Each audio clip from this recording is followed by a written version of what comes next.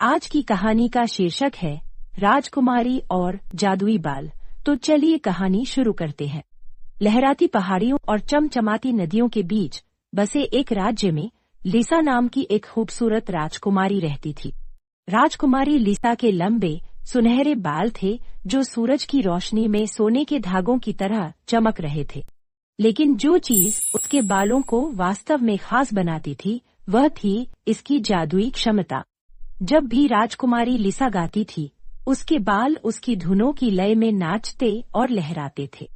राज्य के लोग अक्सर उसका गाना सुनने और उसके बालों को जादू से जीवंत होते देखने के लिए महल के प्रांगण में इकट्ठा होते थे।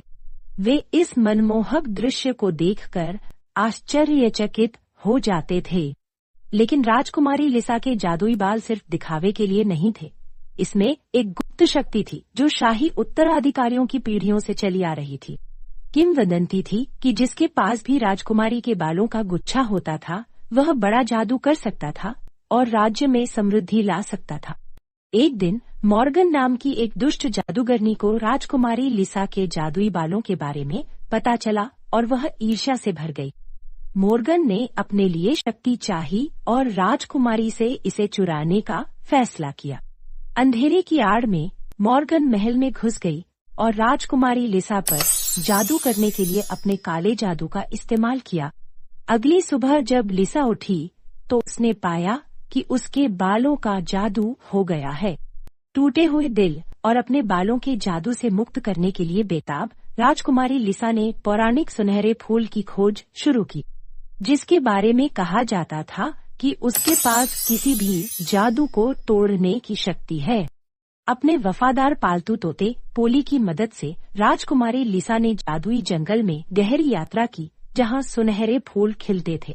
रास्ते में उन्हें सभी प्रकार के जादुई प्राणियों का सामना करना पड़ा, शरारती परियों से लेकर बुद्धिमान बूढ़े वृक्ष आत्माओं तक।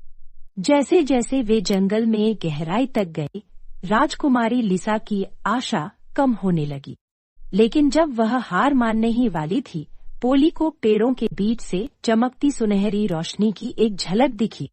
पोली के नेतृत्व के बाद राजकुमारी लिसा एक छिपे हुए उपवन में पहुंच गई जहां सुनहरा फूल अपनी पूरी उज्जवल महिमा के साथ खिल रहा था। कांपते हाथों से राजकुमारी लिसा ने फूल से एक पंखुड़ी तोड़ ली और अपने बालों का जादू वापस पाने के लिए दिल से प्रार्थना की। उसे आश्चर्य हुआ, पंखुड़ी गर्म सुनहरी रोशनी से चमकी और उसकी हथेली में विलीन हो गई। तुरंत राजकुमारी लिसा के बाल एक बार फिर झिलमिलाने और चमकने लगे। खुशी भरी हंसी के साथ उसने देखा कि उसके बाल नाच रहे थे और हवा में घूम रहे थे। जादू अपनी पूरी महिमा में वापस आ गया। लेकिन उनकी जीत ज्यादा लंबी नहीं थी, क्योंकि मॉर्गन ये सब अपने जादू से देख रही थी। इस बात से क्रोधित होकर कि राजकुमारी लिसा अपनी खोज में सफल हो गई, मॉर्गन जंगल में आई। उसकी आंखें द्वेष से चमक रही थीं। इससे पहले कि राजकुमारी लिसा प्रतिक्रिया दे पाती, मॉर्गन ने एक शक्तिशाली जादू करके उसे कांटों के पिंजरे में फंसा दिया। पोली ने अपनी मालकिन के खतरे को भांपते हुए झपट्टा मारा और मॉर्गन के हाथ पर चोट मार दी, जिससे उसकी छड़ी गिर गई। बहादुरी के साथ राजकुमारी लिसा अपने पिंजरे की सलाखों के पास पहुंची और छड़ी पकड़ ली। लिसा ने अपनी आखिरी ताकत का उपयोग करते हुए जादुई छड़ी को तोड़ दिया, जिसकी वजह से उसका जादू खत्म हो गया। जादूगरनी ने एक चीख निकाली जिससे वह शक्तिहीन और पराजित हो गई। मॉर्गन की धमकी बेअसर होने के साथ अपनी जीत मानते हुए राजकुमारी लिसा और पोली राज्य में लौट आए, जहां उनका नायकों के रूप में स्वागत किया गया। उस दिन से राजकुमारी लिसा के जादुई बाल पहले से कहीं अधिक मजबूत हो गए और उसने इसकी शक्ति का उपयोग अपने राज्य में खुशी और समृद्धि लाने के लिए किया।